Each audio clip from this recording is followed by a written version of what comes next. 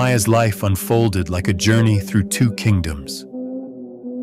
In the first, she wandered through the kingdom of love, where affection grew like an ancient tree. Its roots ran deep into trust, loyalty, and quiet companionship. She met Daniel there, a fellow traveler who sat with her beneath the shade. They shared stories, dreams, and silences, and though the air in that kingdom carried little fire, it was steady, calm, and nourishing. She learned that love could be a shelter even when the flame of passion flickered low.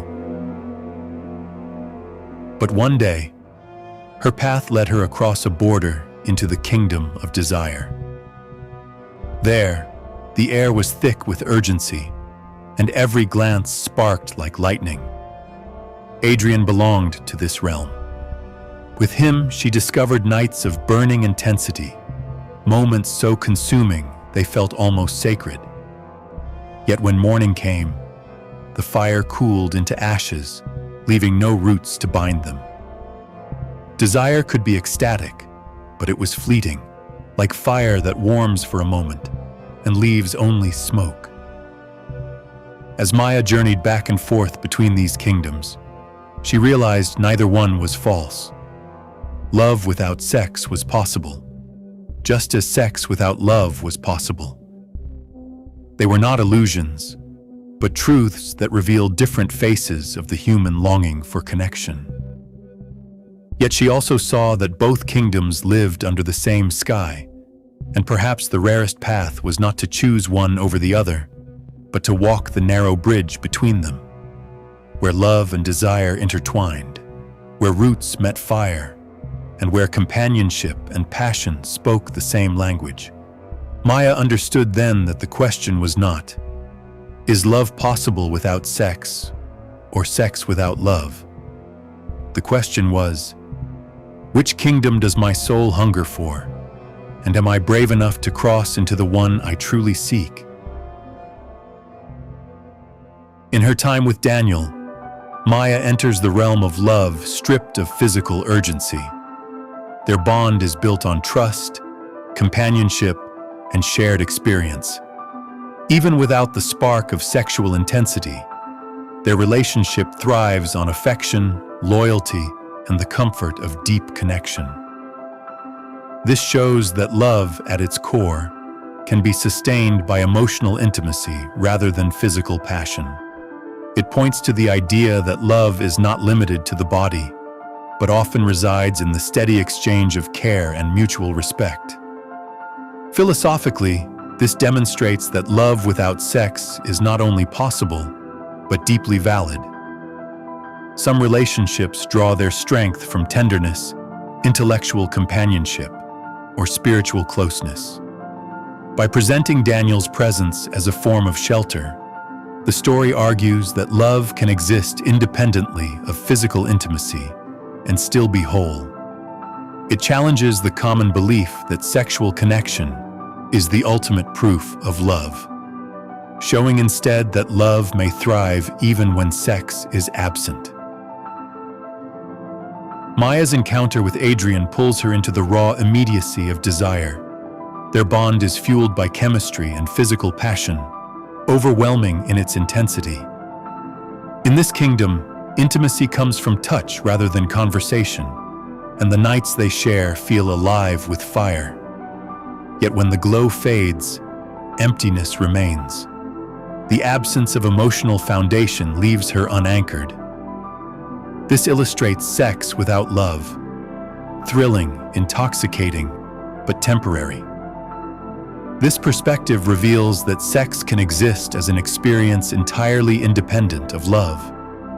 Desire does not require affection, trust, or long-term commitment. It demands only attraction and willingness. The story shows that while sex can feel sacred in its intensity, without the grounding of love, it risks collapsing into emptiness. In doing so, it acknowledges that sex without love is real and often meaningful in the moment, but rarely enduring. After experiencing both realms, Maya realizes that neither love without sex nor sex without love is false. Both are genuine human experiences that reveal different dimensions of connection.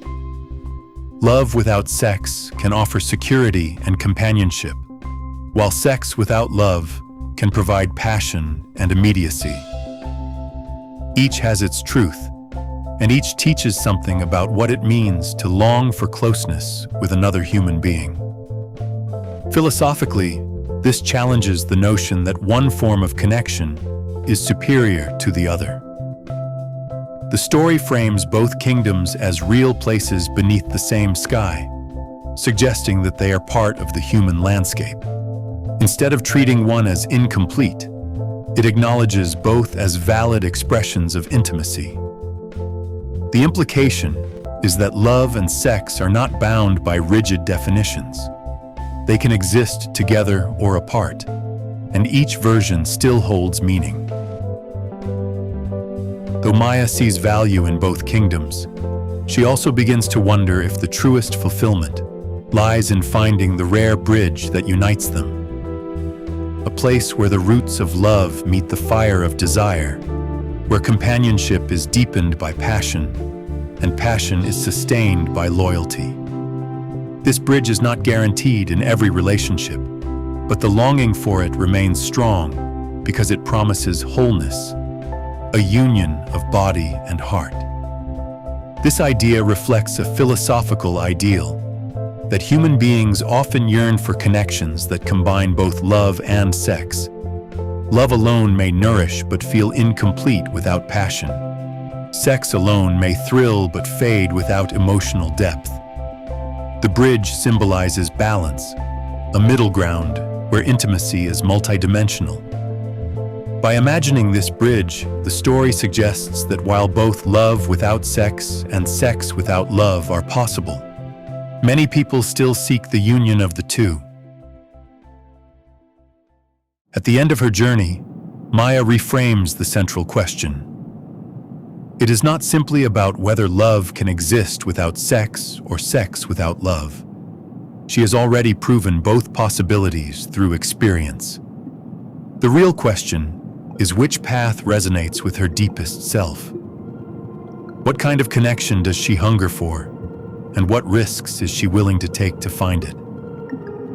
This makes the inquiry not abstract, but profoundly personal. Existentially, this final reflection shows that the question of love and sex is less about universal rules and more about individual choice. For some, love without sex may be the purest expression of intimacy. For others, sex without love may fulfill a different kind of longing. And for many, the goal remains the search for the bridge between them. Maya's journey ultimately reminds us that the answer lies not in theory, but in the truths each person discovers in their own story. Thank you so much for watching. If you enjoyed this, please subscribe to help our community grow. Until we meet again, take care, deep thinker.